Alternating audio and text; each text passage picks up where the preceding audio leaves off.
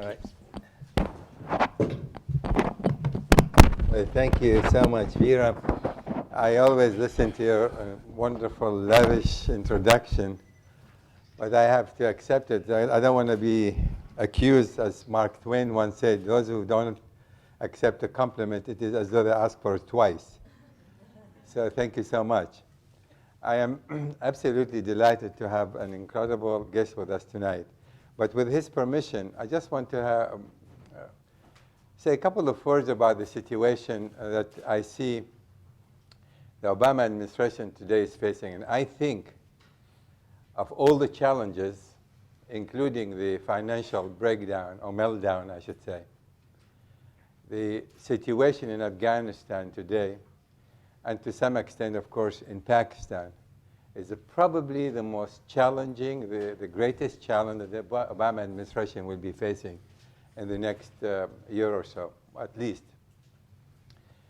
And the question before us is going to be, in fact, what can be done?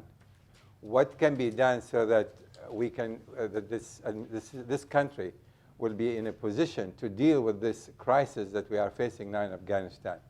As you well know, already twice, that is, in the wake of the departure of the Soviet Union, the United States pretty much left Afghanistan and allowed the Taliban, after a short while, to take over. Then we invaded Afghanistan in order to get rid of the Taliban as well as Al-Qaeda.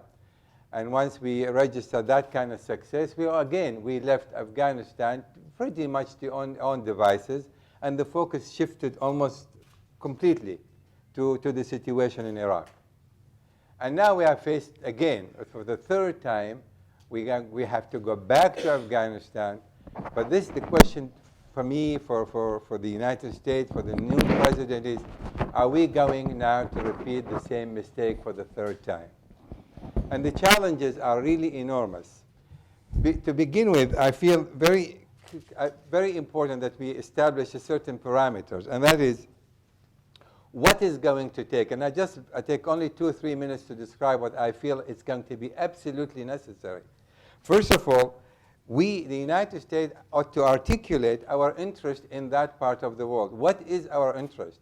And that is divided into two. To begin with, we must make sure that the war, the so-called war against terrorism, is not something that we're going to have to repeat year after year. That is, we've got to come to a situation where we can say that we have somehow managed this war on terror, somehow made Al-Qaeda and perhaps the Taliban no more than a nuisance. And that is something that the United States is going to have to commit itself to do so now, as we are prepared to send additional 30,000, just think of this, additional 30,000 American troops to Afghanistan. The second part of this, we have to make sure that there's going to be no regional meltdown. And I mean by that, what happened in Afghanistan is going to have serious impact about what's going to happen in Afghanistan, what's going to happen in Pakistan. And we have to make sure that we take such measures that Pakistan remain democratic, Pakistan remains stable, Pakistan remains sustained economically and otherwise, so that we can finally say there is a stability in that region. That's part one. Part two, we must be able to have sustainable system of governance in Afghanistan and subsequently, of course, in Pakistan. And that would require that the people in Afghanistan need to feel secure, need to feel safe.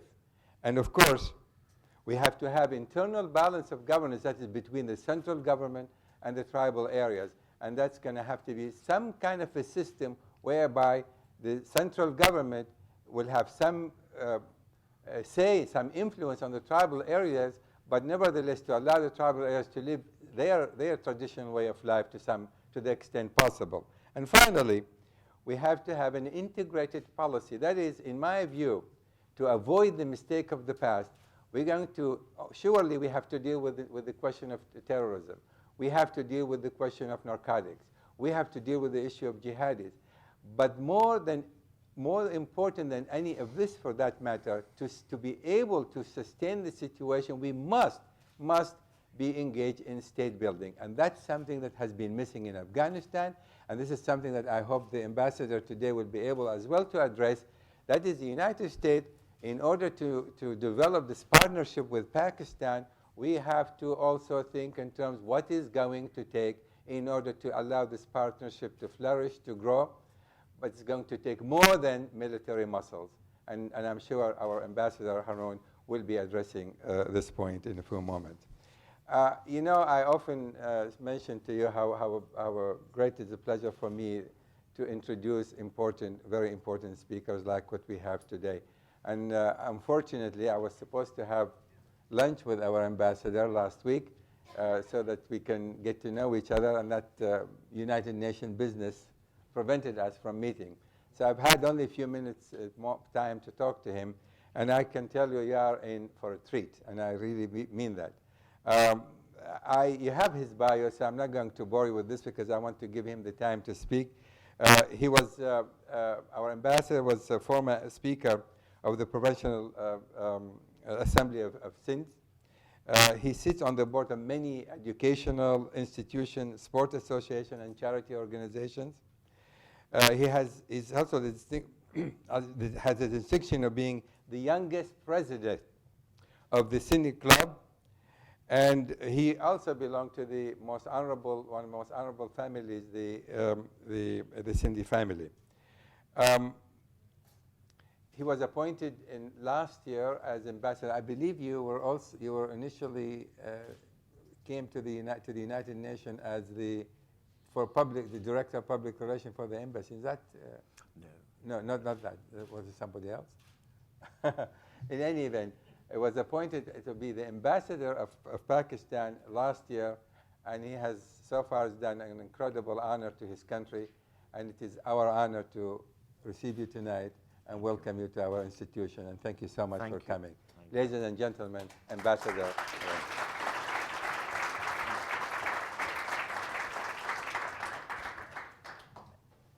Having got off to a bad start, I hope the microphone is working. It's sort of wrenched off my shirt. Can you hear me? Right. What a marvelous privilege being amongst you here today. It's great because when I was young, we saw many such gatherings in our own country. Unfortunately, those are far and few between now. We haven't quite progressed education-wise, and in many ways we have lost some of the characteristics that would have kept us very close to what you have here. But with the 15 to 20 minutes that Professor Ben-Meir wants to restrict me to, I would rather have talked my heart out because there's so much to say, there's so much history behind it, but the professor is adamant and said no. So we will try and keep it slightly restricted. I'll just mention two things, if I may, Professor. Pakistan and the United States have had a fabulous history of relationship, many of which of you sitting here may not be aware of. I'll just very briefly mention it, if I may. Margaret Burke-White, for Life magazine, introduced Pakistan to the world. She was a guest at our house for many months, over many years, and the benefit is we're listed prominently in her book, Halfway to Freedom, and also the cover of the Life magazine that she portrayed my family. My family was at the forefront of creating Pakistan. And it was created not as a Muslim theocratic state, but as a liberal state which should have been completely akin to what you have here today. So that would be the first fallacy to many of you that I would like to correct, thereby by saying we were not meant to be a theocratic state. I was telling the professor, I grew up in a house where we had a huge staff. We go back a few hundred years, and we had Hindus, we had Christians, we had Zoroastrians, and Muslims. And we grew up with all of them, celebrating all their festivals, making, I remember the most fascinating aspect was going and hearing Handel's Messiah on Christmas Eve at midnight at Karachi and magnificently played. And so many other things, including going to the various temples and houses of worship of various people. And one grew up in a very liberal atmosphere, because that is what the people who made Pakistan were liberals. They were not iconoclast, and they were not, it was not a religious state. So I wanted to first clear the air with that particular aspect. And I remember a very interesting, in 1946, Jinnah holding a meeting in Delhi. Jinnah was the founder of Pakistan. And one of the chaps came in and said, "Oh, you've heard the latest religious slogan." And he said, "Shut up. I would like you to know that we're not going to have our newborn nation held hostage to this sort of a thing." That's where we started off, not where we are necessarily today. But what I do want to say is, along with that, the streets of Pakistan would be completely chock-a-block full when American presidents visited. Ike was very beloved. Lyndon Johnson, too, in fact, and they were received beautifully there. We joined CENTO and CETO when nobody thought of it in those areas. And we also, unfortunately, allowed Gary Powers to take off from Pakistan when he photographed the Soviet Union, which gave us a big red circle in the Kremlin, which was not necessarily to our benefit. We had a great relationship. Unfortunately, whenever we went into one of our periodic squabbles with India, the United States, despite our allied status, didn't quite give us what we thought should be ours by way of support. But it carried on nevertheless. People still liked everything there. And I say this to you to make up, a feel of the whole situation. We were bifurcated in 1970, 71. Again, the Sixth Fleet was, or the Seventh Fleet was sort of headed by the Enterprise, going up the Bay of Bengal, never got there somehow. We didn't mind that as well. It was part of what happened, I guess. But the affections with the United States stayed. My family was very much in that government that encouraged Henry Kissinger to take the route to China, which was a major paradigm shift in the Western world, and not least because we happened to be living in 812 Fifth Avenue, where Happy and Nelson Rockefeller had made certain meetings possible, which allowed all this to go forward. And despite what happened subsequently, we had the Russian invasion of Afghanistan. And in the Russian invasion, I remember that but for good old Charlie Wilson, we might not have got rid of them that easily. And I was very much there when some of these great actors in the famous movie now made were in that part of the world, and met with some of them and talked to some of them and saw this all happen.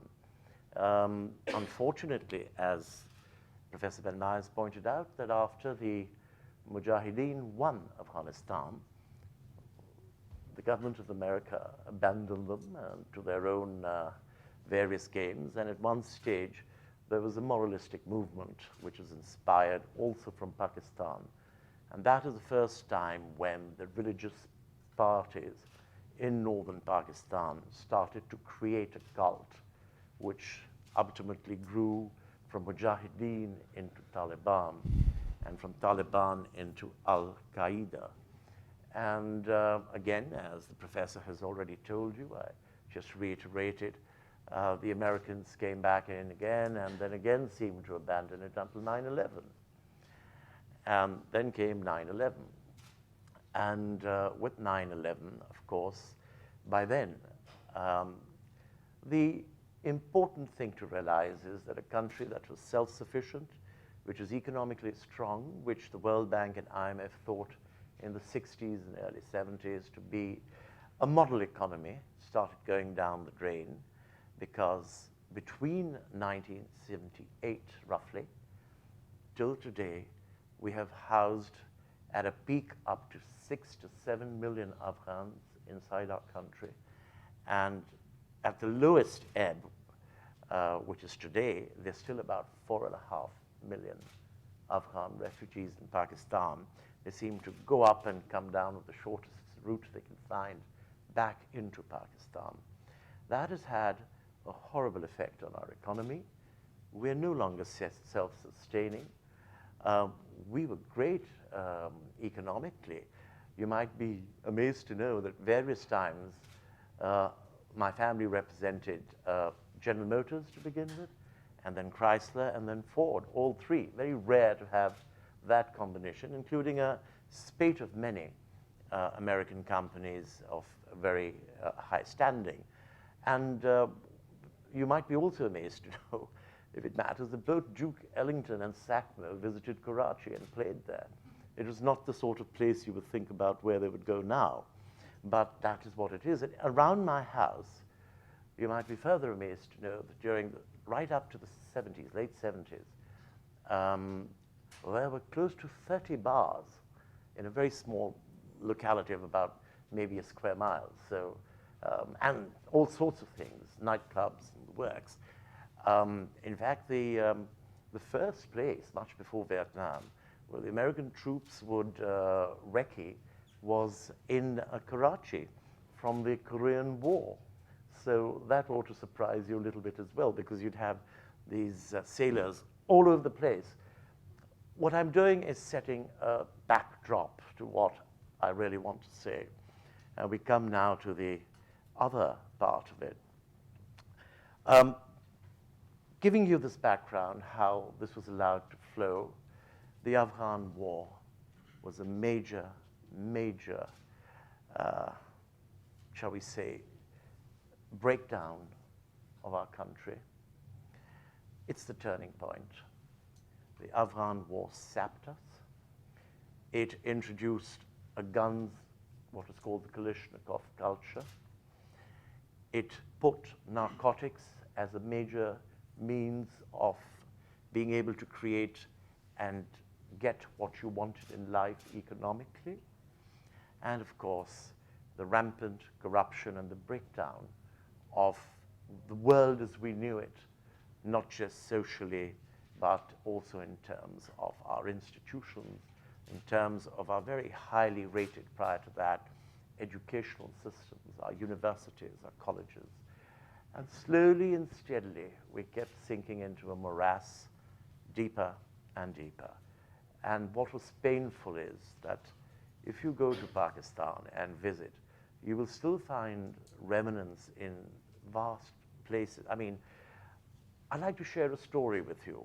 I visited Swat, which is currently the most hottest place in terms of Taliban activity.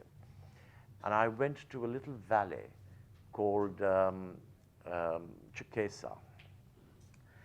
And in that valley, I arrived at about 7 in the evening, and all the elders gathered together and told me the history of that place.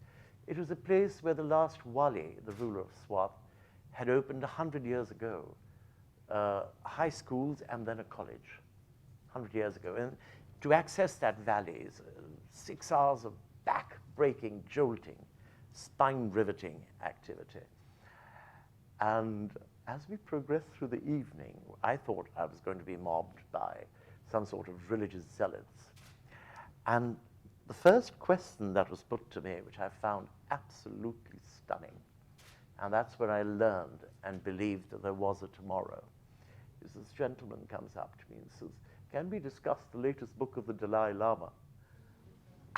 I was flabbergasted. And then I knew that there is a resilience. Then I knew it can be changed.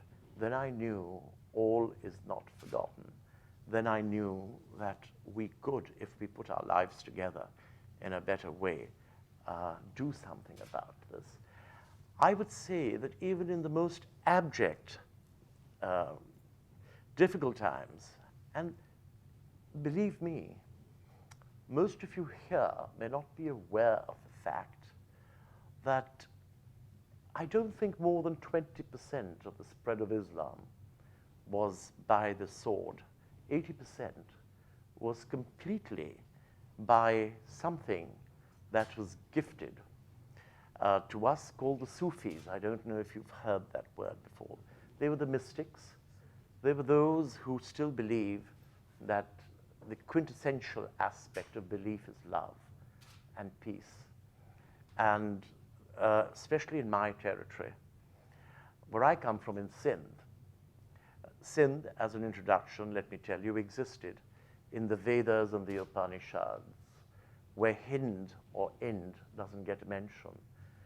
The only mention in the Vedas and the Upanishads of the word Hindu is once of a small tribe living in eastern Bihar, whereas the word Sindh, the Sindhu and the Indus as to what gives India even its name ultimately, is where I come from, that territory called Sindh.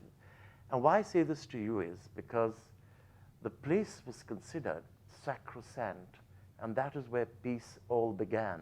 If you take the three ancient kingdoms, the Egyptian, the Mesopotamian civilization, and then you had in Sindh the Harappan civilization. They all coexisted, and they traded with each other.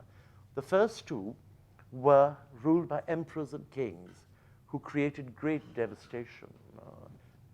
Babylon sacked Jerusalem. I think that you've seen the way the Egyptians took over the Sudan, where their culture actually starts from, and devastated it.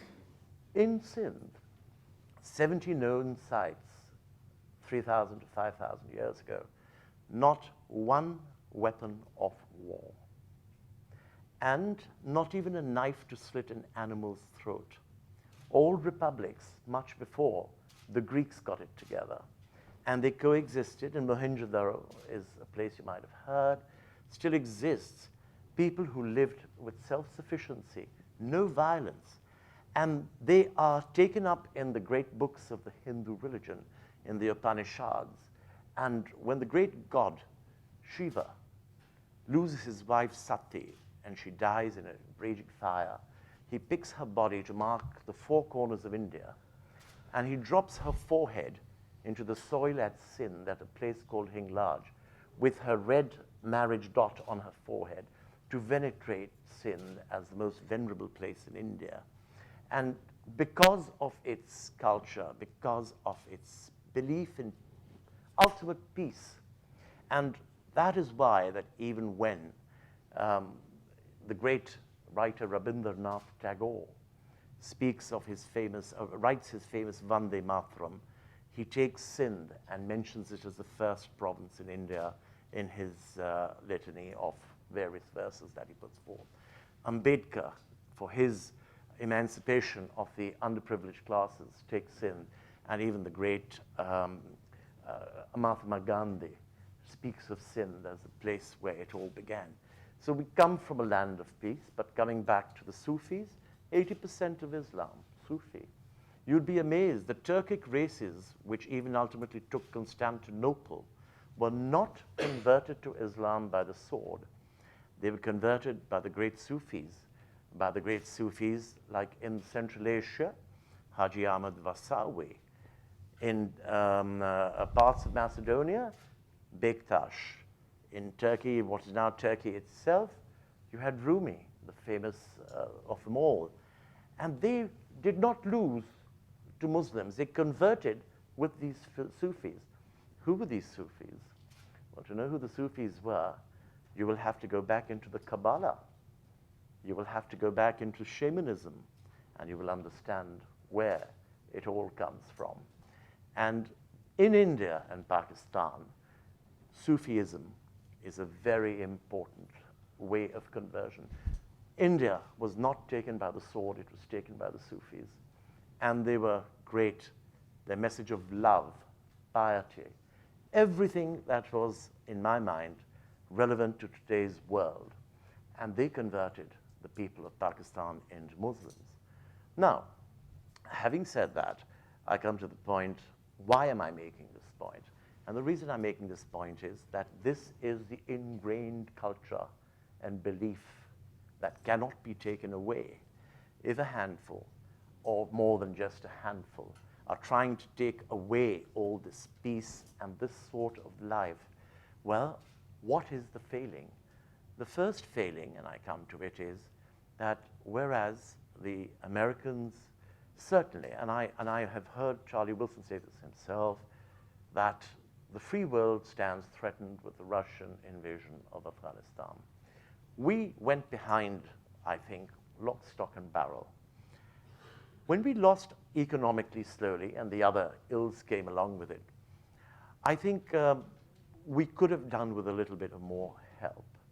I know that sounds horrible to say, but I want to just tell you, if you take from 78 to 2008, if you take that period of time, 40 odd years, and 30 years, and if you just consider an aggregate at about 4 to 5 million people from Afghanistan, and if you take the fact that if $1 a day is spent and you calculate it, the amount of money that comes in, then the question of whatever you spend on food, just $1 a day on food, and if you just double it by saying this is what is considered living expenses, in economics, food is half the cost. And then if you take the ancillary expenditures, we're talking of perhaps twice the annual GDP of Pakistan over a period of 30 years.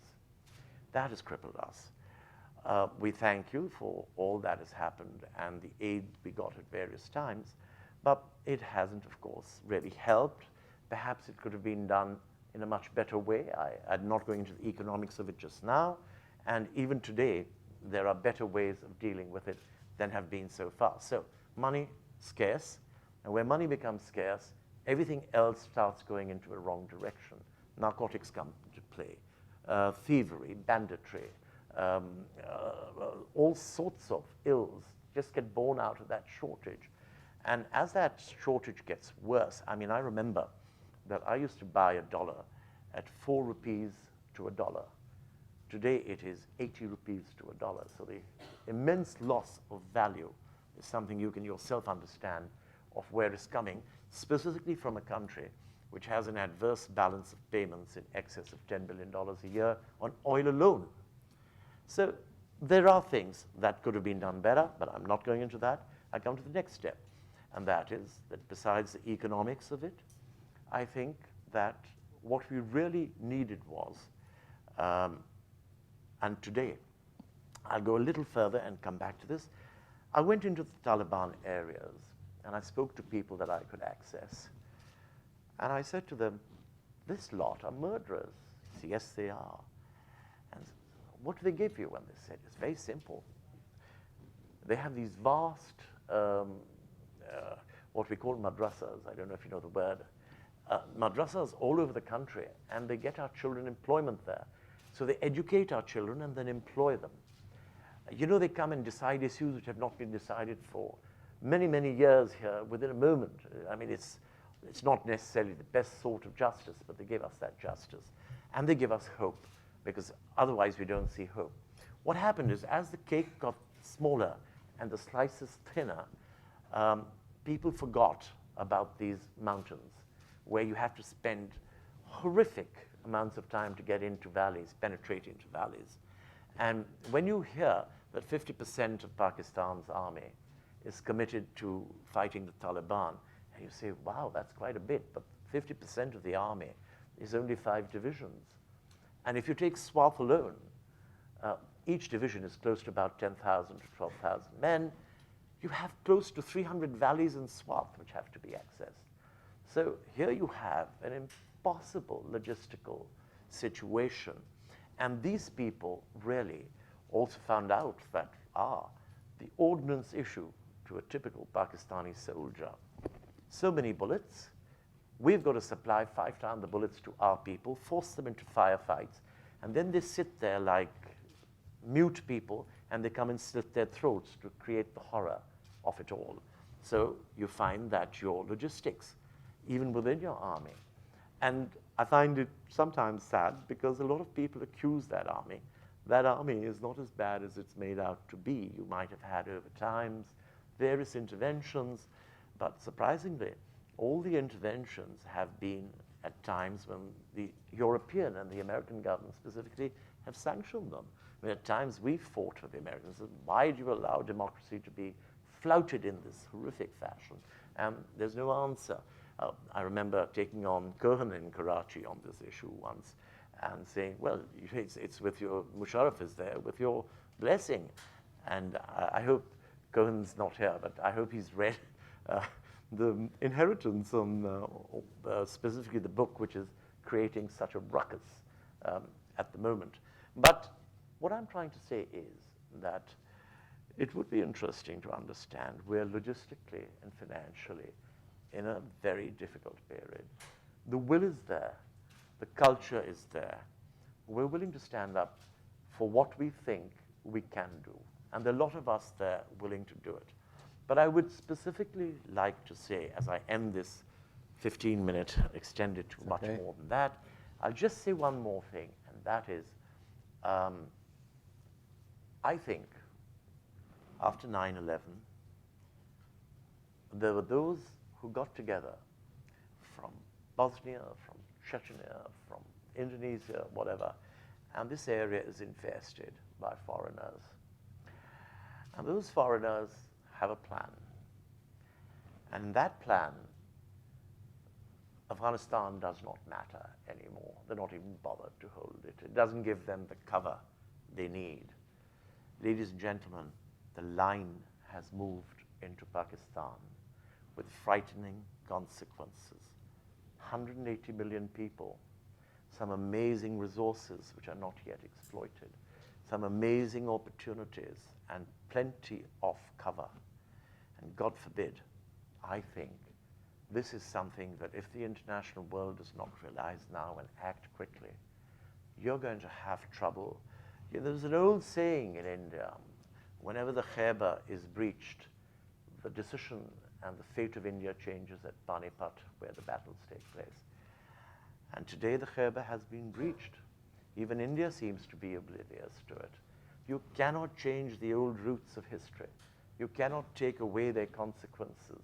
You have to realize that the line has moved into Pakistan. You have to realize this line will threaten Russia, China, India, and the Arab world. It's not just a question of what is the American interest. It is the question of whether we will have a world that will start going crazy. There have been greater civilizations. This is the American civilization. But you've got great examples of Mediterranean civilizations which are massive, of Chinese civilizations are massive.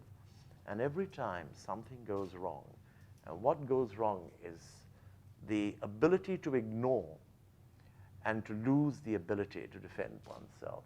I don't think you should lose that ability. And I don't think you should allow those people who are in the front line where we are today to lose that ability, because I think the free world and everything you believe in and every bit of knowledge in all your heads assembled here today, all this is under threat. And I feel that unless something is done very systematically and with this great knowledge you have accumulated in this room, I don't think governments alone can take upon themselves to be able to move in the directions needed to move. I feel all of us must do something. And I don't just mean giving us a handout. We don't want that handout. What we want is the ability to correlate. What we want is the ability to integrate.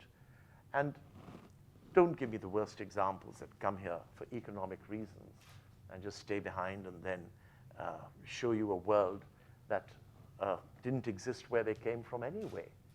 But what you have here is what we do have. There are strong remnants. It's much like civilization has not lost everything in Pakistan. Don't write it off. Don't give it up. And let's try and do something for Pakistan together to save what in my mind is very clear. It is a battle for the free world. Thank you. Thank you very much.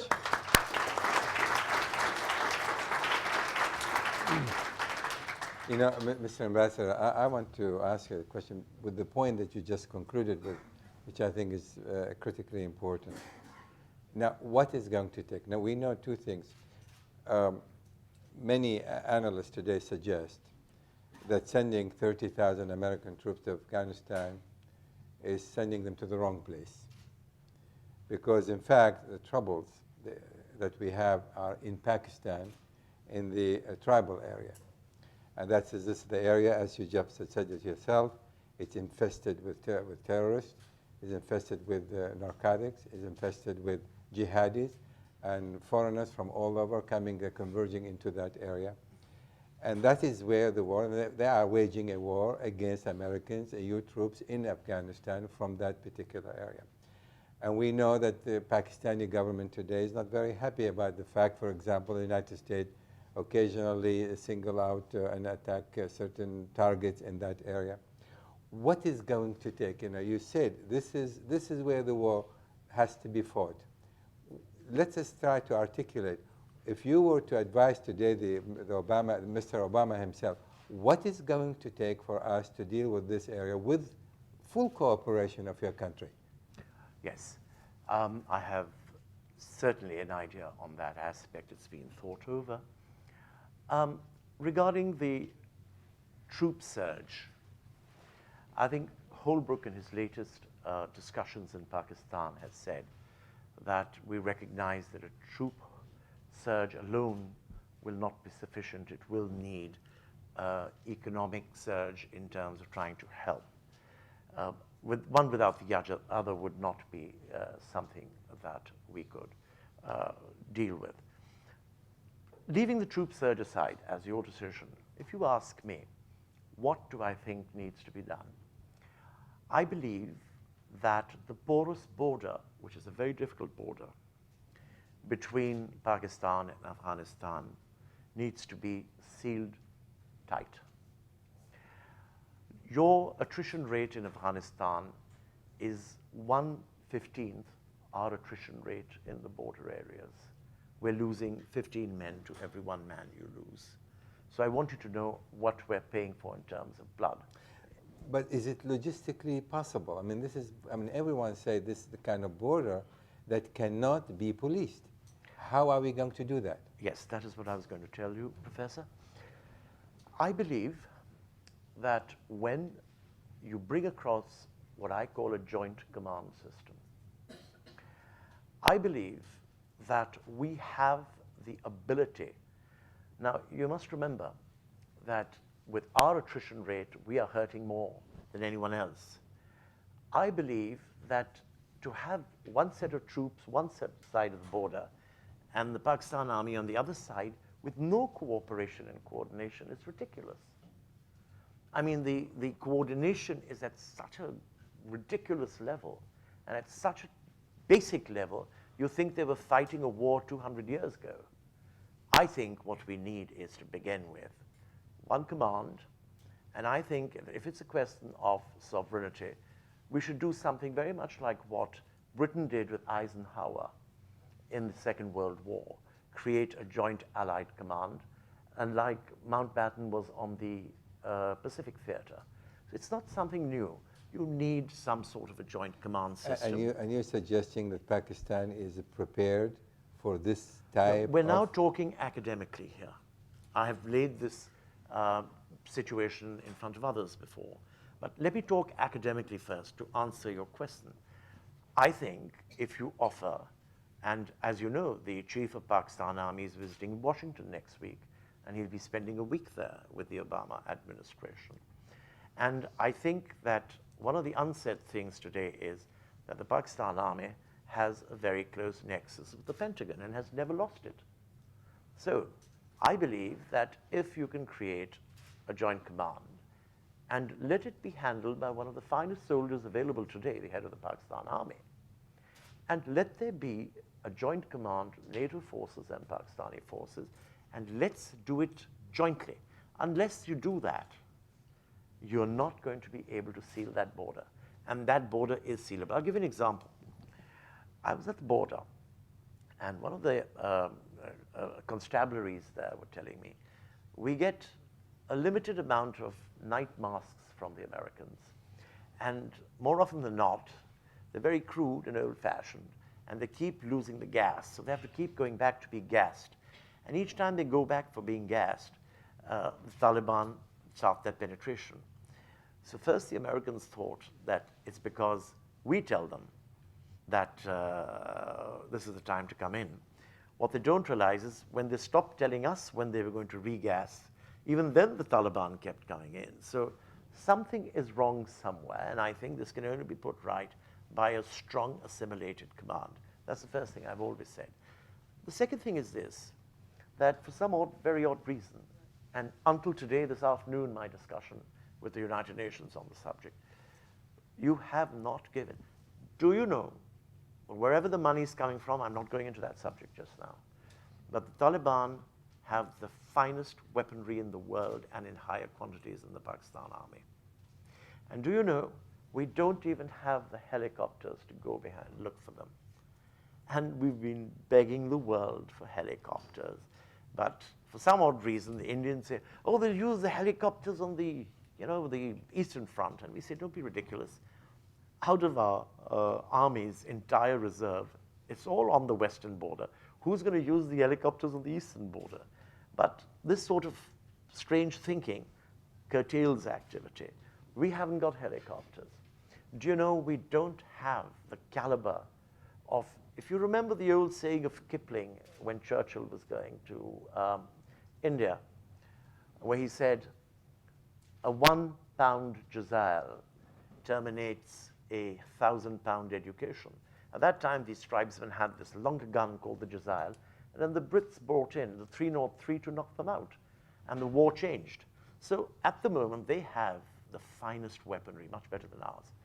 We do not, you see, besides anything else, you'll be amazed to know, as of today, I am trying to convince them, even at the United Nations, we need to educate these people in counterterrorism.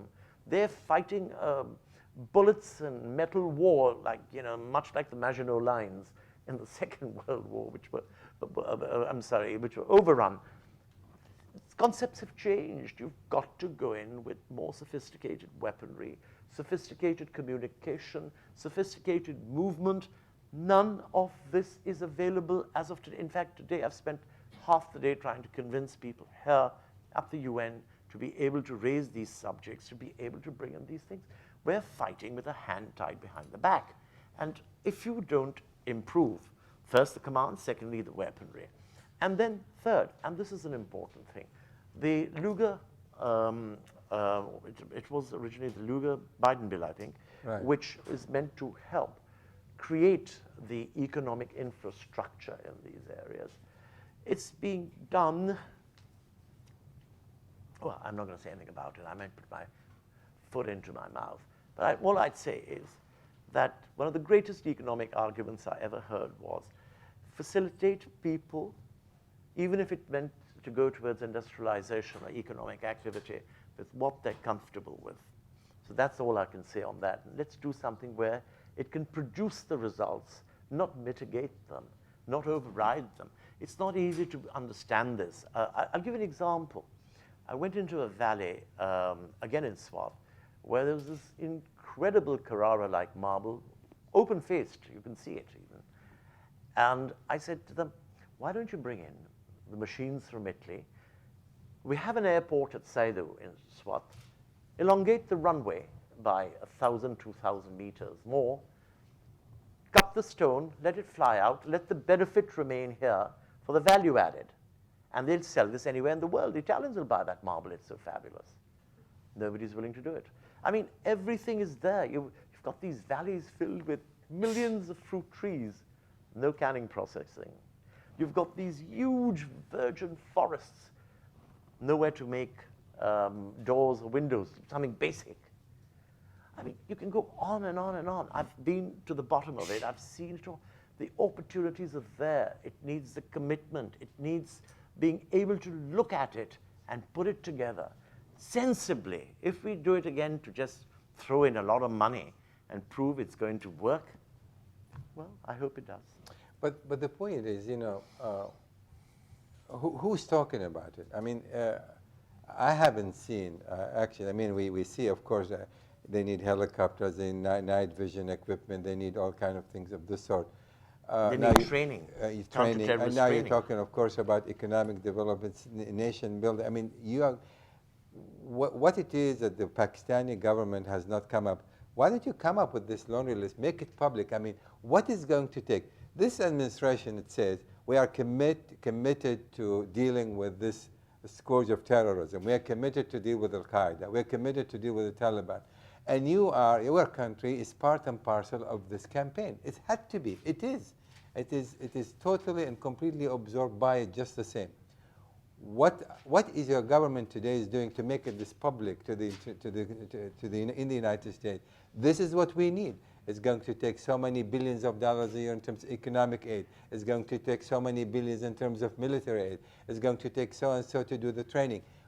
What is going to take? I mean, I think what has been missing in this narrative, in this dialogue between us, between the United States and Pakistan, this dialogue is not in the open. It's not in the open. We don't know what it's going to take. And you have now a new administration, maybe is open to some suggestion, as you are mentioning. Are you conveying this openly, clearly to the State Department, to Hillary Clinton? Are you conveying this to the White House? Are they listening to what you are saying? Let me just explain. I'm a very small cog, but I do say what I need to say, and I say it openly at the United Nations, which is my forum, and in the press, wherever I can. Let me just explain this. We had 8 years of General Musharraf, right? And in each year, we had a Citibank former boss sitting as prime minister. And he was busy leveraging everything. He even leveraged our rice crops and our sugar crops, and we ended up with no food for a while in Pakistan. And the bottom line had to look nice, and leveraging was the great game. And suddenly the economy burst out from $50 billion a year to $150 billion a year. And the figures were fantastic, and the stock exchange went wild. And then the government changed. And they were looking at borrowings that had been made on the quiet, which was so astounding at such rates. And we were looking at bills we couldn't pay. We were looking at huge foreign payments we needed to make for keeping ourselves afloat. And we were astounded. But the fact remains is that everything was hunky-dory. And everyone was satisfied here, everyone was satisfied there. And then read The Inheritance by Sanger, and you'll see what's in it. What I'm trying to say is, this government comes in, the poor elected lot, and I was in all the negotiations with heads of states, with the American government, of the United Nations, in the UNGA session, the 6th session. And I was sitting with the president in most meetings, and the sort of figures that were emanating from those meetings, horrific. What I'm trying to say to you is, those years that were spent, everything was hunky-dory, everything was going, great ally, great this, great that, but nothing substantial. I'll give you something small, for example. Do you know, we have a restriction on exporting cotton to the United States, finished cotton products. They give us a small share, and then they say no more. We sell our cotton to Bangladesh, who has no limit on it, and they then re-export with the value. Now, come on. All I say is, give us that opportunity. Can you open up this without annoying too many people? The total Pakistan market for cotton is not in excess of $15 billion a year. So you're allowing in $7 billion, and you're not allowing in $8 billion. And that goes to as cheap cotton to parts of the world where it is then sent to you from countries that can afford to do this. Even the buyers put up textile mills now. Nobody can seem to be able to get across that this is something we need. This is basic on something that we can help ourselves. And I'll give you another example. We have the 6th largest coal seam in the world. Nobody wants to help us develop it. If we bring in that coal seam, without our current bill of approximately $10 billion a year on petroleum would be vitiated to nothingness. There's enough coal in there to run us for the next 200 years. And we can go on and on and on this. What I'm trying to say to you is it's just amazing that these issues are raised. They're not only raised by government, they're raised by various private groups that come here from the chambers, from the various people get together and create delegations. I don't know who's not listening. I don't want to name names, but it hasn't happened. I am, for one, of a firm belief that without hurting the American taxpayer, without hurting the American market, we can coexist. We're too small a market to even ridiculous to even think of us as a market. I mean, as I said, my biggest crop is cotton, currently at 7 to 8 billion, and if we allow it to go the distance, it'll be $15 billion a year. What is that in terms of an economy here? Nothing. Yes, on the other hand, when we speak to some officials here, they are saying, well, okay, what the Pakistanis are doing for themselves in terms, for example, you mentioned or alluding to corruption. I mean, things are not happening in Pakistan itself just the same. What is the new government in Pakistan is doing today in order to change the scenario with the United States? Anything is different? Can I just say one thing on corruption? The entire third world is corrupt-ridden. There's no two ways about that. But I'm a businessman. I come from a large business house in Pakistan. I stood away from the business because I was morally not happy to be involved with it.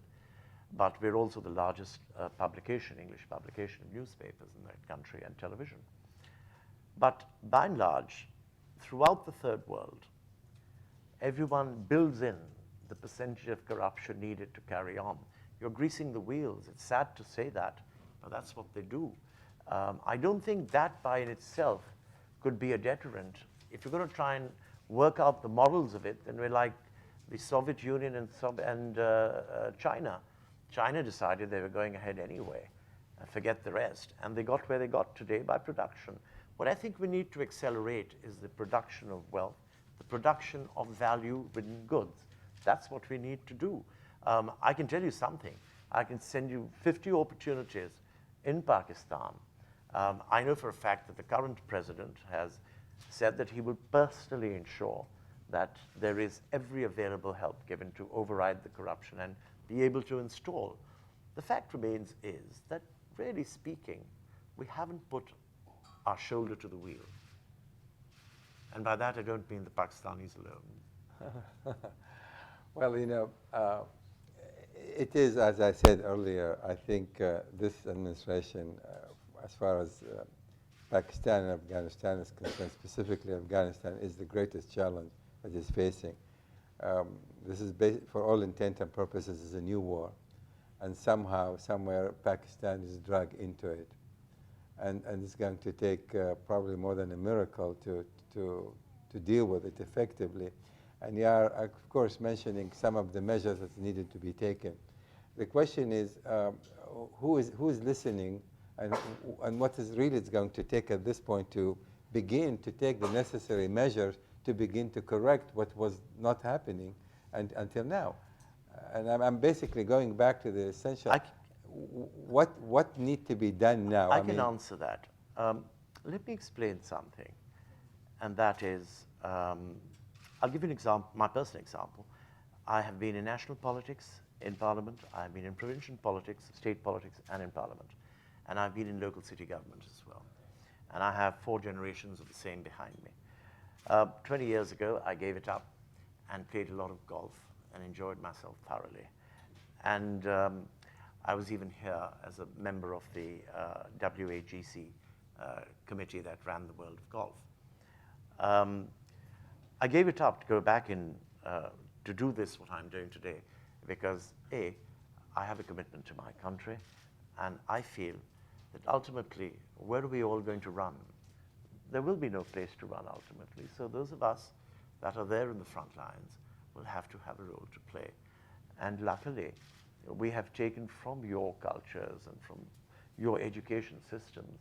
My brother was a triple master's from Harvard. My sister, a summa cum laude from Bryn Mawr. And that's because Katharine Hepburn went there and she went there. And we've enjoyed the best of what we have shared with you here. We like what you have here. We don't want to deride it and destroy it. We'd like to keep it the way it is. I remember the famous spy that was taken away to the Soviet Union, one of the 3, Philby, saying when he heard that they had changed things in London, he said, oh, they shouldn't change London at all. It should remain the way it is. And that was after he had sold half his nation to the Soviets in those days. But the question here is that I think we all enjoy in commonality what we all have here. And I think with you sitting here, I'm not speaking just to an Anglo-Saxon audience. I'm speaking to a very diverse lot of people. It's something that we can share. It's something that we needn't go through with. I'm a person of peace. I believe specifically that we can meet these challenges. That's why I'm out there trying to do my bit today. I am raising all the issues you've said with the Obama government. Okay. I have asked to meet with Richard Holbrooke when he's back here and take these points up with him. I will be going to Washington. We have an ambassador there, and we are raising these issues. The only thing is that Washington is an almighty place which sees things the way it wants to. So maybe very often things that you and I say, Professor Meir, don't get heard. But if we can all raise our voices in unison, there is a hope. And I think we shouldn't forget that, because without it, then we have nothing really worth living for. Thank you very much, Ambassador Haroon. And we're going to take a few questions from the audience. Thank you very much.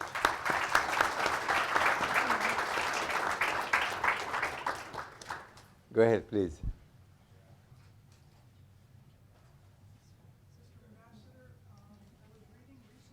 Can't hear. Reading recently that Sharia law has been adopted or approved in the tribal areas, and I was wondering how you feel about that in terms of Sharia being a step toward Talibanization, the way we look at it. Do you think this is the beginning of the end of a free Pakistan with this adoption, or the start of a separatist movement within Pakistan, or is a Sharia state in the best interests of your country? Thank you. First of all, what I read in the New York Times this morning with you looked like a paradigm shift. I don't think it necessarily is, and I'll explain why. In the federally administered tribal areas, by the way, I hate the word, because I think it's something that should have gone years ago. The great Sikh Emperor of Punjab, Ranjit Singh, when he had his wars with the Afghan kings, he used to say, if I pay the tribal areas, they attack Kabul, and if the king of Kabul pays them, they attack Peshawar, my capital. So that is what is the history behind that particular area. Now, I think the British kept that as a wedge. They created it as a wedge. And that wedge was meant to do something for them. And if you read Olive Caro and if you read about that area, it was dealt in with another fashion. The treaties are over. Besides the treaties being over, the law is over. They haven't had a law in that area for a very long time. And if you push them too hard, they say, we'll take Afghan law. And if they push too hard, they say, we'll take Pakistani law. So they've really had no law. And they've lived by their rules. Now their rules have become obsolete as well. But in Swat area, where you're talking of specifically, let's first get something clear. Sharia is, let's take the terrorism out of it, because in Pakistan, the constitution has article on the Sharia. We have Sharia benches. What I think is need to be understood, that will the terrorists have the control over the law, or will the government of Pakistan? That's the important one. And I think the government of Pakistan should keep their lien on the law, meaning not hand it over to them to run, but run it themselves. Sharia is like law, any written law. You may obey it, you may not obey it. But the fact remains is it's a law. It's not synonymous with terrorists. In fact, they use it in ways which are not even Sharia bound. For example, and I think this is a good example, suicide bombing or suicide missions are not condoned by Islam. The terrorists condone it. Does that make it Sharia? No, it doesn't. That is a written law, much like any other law of any other Abrahamic religion or other religions. I think that in this specific thing, this law was promised by Benazir Bhutto once, it was promised by Nawaz Sharif once, it was promised by Musharraf as well, and each time it got promised, there was no comment in the American or Western press about it. So it's been promised once more, and there's a caveat. The president has said, until I don't see peace and I see them leaving those valleys, I will not sign the bill. So let's not consider it as a paradigm shift. I think it needs to be restrained and controlled in a specific fashion. And that would be, in my mind, the best way to look at it. It's young yet, it may get out of control, but in any case, it's better than no law. You know, we don't exactly have flourishing law courts in those areas. There's no such thing. You have magistracies put in by the powerful people, which to say the least, I think, are horrific. They're not. You have the jirga system there, which was much better, but over the last few years, that has dissipated somewhat. So there is no law. Now, if this law comes in, and the Sharia has its, its good points as well, as long as it is not controlled by those who would use it wrongly, I think we're safe. But if it went into the hands of people that use it wrongly, we might have trouble. I'm sorry, does that answer your question? Okay, go ahead in the middle there, please. Sorry, please. anyone. Yes? One second, get the microphone so we can hear you, please. Please limit yourself to questions. I'd like to ask a question on this idea that you posed on the Joint Military Command. It seems to me a very dangerous idea, but I have 3 questions on it. Dangerous idea. Yes. In the first place, Okay. are you talking about putting American troops on Pakistani soil? And if you are, what are the consequences? What will the consequences be in Pakistan and in this country? Secondly, does that, if you have a joint command, does it involve the Pakistani inter-services intelligence? And can they be trusted given their relationship, their former relationship, and perhaps present relationship with certain fundamentalist terrorist groups?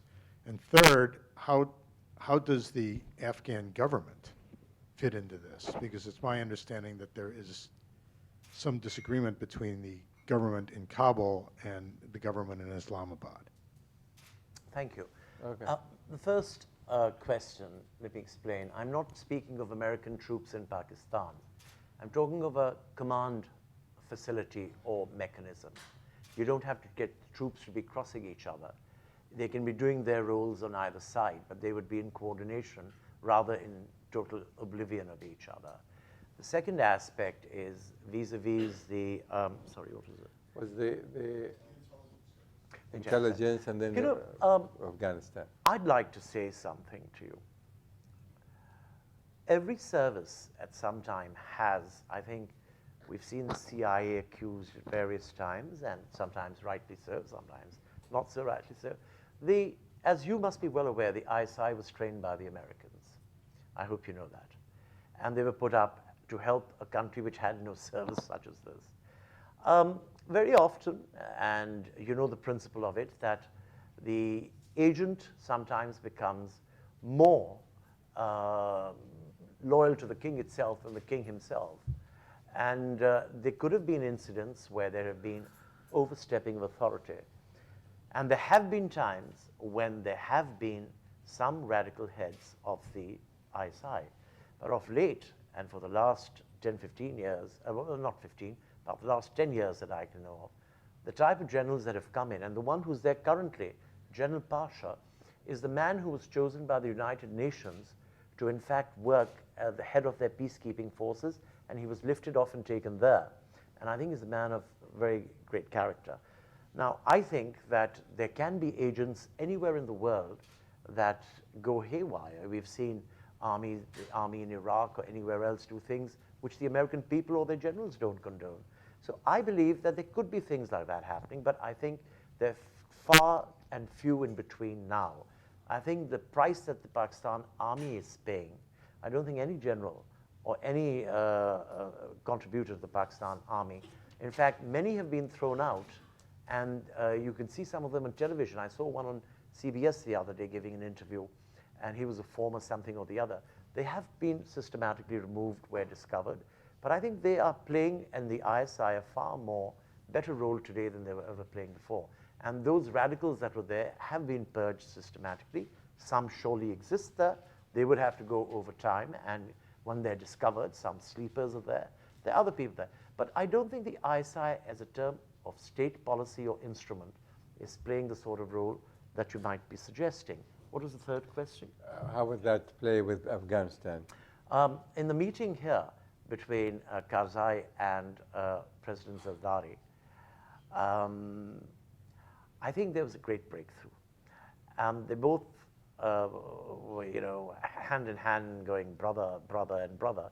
And subsequently, between Spanta and my foreign minister, there have been something like 7 meetings in the last 3 months or 4 months. And the president has already gone to Afghanistan, Karzai has already come to Pakistan. There is a major thaw, and we're looking at it very differently today. And there is great working opportunity between the two countries. And this is something that I think is a great plus step forward. And going a step from there, even the meetings with Manmohan Singh were, in my mind, brilliant. And I would like to say that we worked on some great aspects of diffusion. One was the composite dialogue, and one was the anti-terrorism mechanism. And they had 2 meetings, and then Mumbai happened, sadly, and everything came to a standstill. I don't think nations should stop talking. I think we should keep talking. And I think the best venue is at the United Nations, where I certainly keep it going as much as I can. That's good. Only 1-part question, no 3-part questions anymore. Go ahead, just short question with short answer. We're going to take a couple more, and then we have to adjourn. Go ahead, please. Thank you. Hi, my name is Bilqis Saidara, and my question stems from your monologue about Sufism. I'm wondering if that came from a belief that one of the ways in which the world, or the US in particular, can approach or eradicate the problems with terrorism in Pakistan and the surrounding area is through Islam itself. I'm wondering if you believe that if we change the narrative that we use in our descriptions of Islam, we can eradicate many of the problems that we have now. I think you ought to read Stephen Schwartz's The Other Islam. It's a great eye-opener. If anyone has read it, Stephen is superb in that way. I'd say, yes, it can. Do you know the largest conversions in India, for example? There are 2 examples of it. One, when the great Sufi saint, Amir Khusro, observes a Hindu temple and finds music is the soul of the temple. And he walks in at night and looks at an instrument called the Rudh Veena. And he takes his great sword and slashes it and makes the sitar and the tabla. And then he introduces Arabic qasida as a qawwali, and he introduces the Rag Aman as the first music to fight Rag Bhairavi in the Indian temple. And I think the largest conversions in India was after the music came into Islam. It was, seriously, the largest. The second was when the Empress Noor Jahan, who was from Iran, watched these millions of hordes going along. There's an elephant god in India called Ganesh, and the largest festivals are there to Ganesh. And she decided, I need this to convert people. So she went to India, and she took the Shia Tazia, as it's called. It's like a replica of the tomb of Hussain the martyr. And she created the Tazia, and she created millions of Hindus into Muslims. These 2 acts alone, which have nothing to do with dogma, which have nothing to do with theocratic working or anything, just the belief that is inculcated with it. And even today, these 2 instruments remain within India and Pakistan, the Indian subcontinent, the major conversion areas. It was not by, with a great amount of respect, clerics were looked about as great disasters throughout India. And if you read indigenous Muslim poetry in India, clerics are treated with such disdain that even a decision of a Hindu was found to be purer than that of a cleric in the famous epic of Heer Ranjha in the Punjab, from where part of Pakistan. And I think that Stephen Schwartz has it very right if you read him, and he's written well on that subject. But more than that, I can tell you, I wish some of my American friends do come to the great festivals in Pakistan. where the Sufis, come in.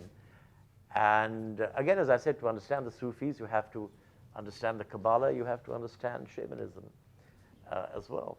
And there is a lot to it. I think, yes, it is an alternative, and it is definitely an alternative which has roots amongst the people. Okay, we'll take one final question from there, back in there, please. Mr. Ambassador, there's a school of thought that suggests that the Afghanistan situation is an intractable conflict. Given that school of thought, do you think that there's a room for some kind of negotiated settlement between the forces in Afghanistan and the Taliban at some time in the future? Afghanistan never existed as a state in history. As a state, it's just a couple of 100 years, 300 to 400 years, and that even tenuous because half the time they were losing it to the Mongols. You have 60% Pathan population. You have 40% Tajik, Uzbek, and Hazara population, and never the twain shall meet.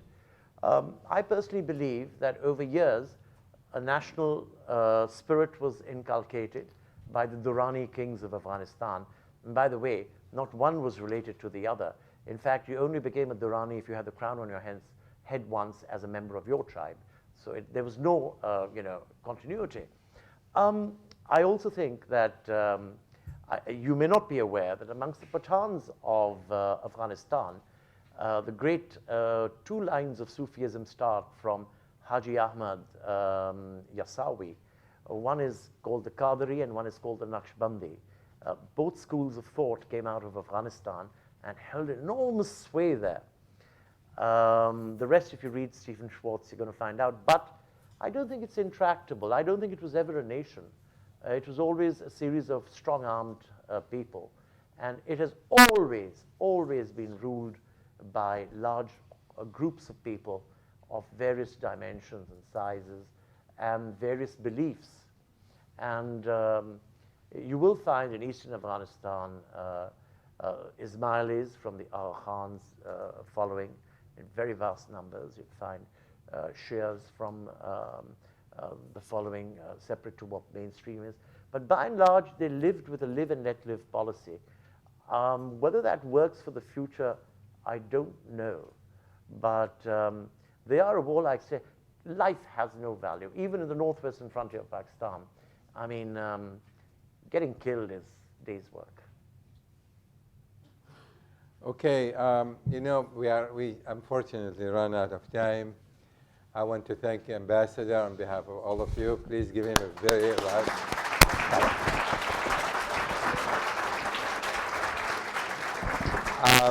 I believe we have some refreshment there and something to gnash on, so please help yourselves. And thank you so much, Ambassador, for taking the time. Very grateful to you. Thank you, sir. Thank you.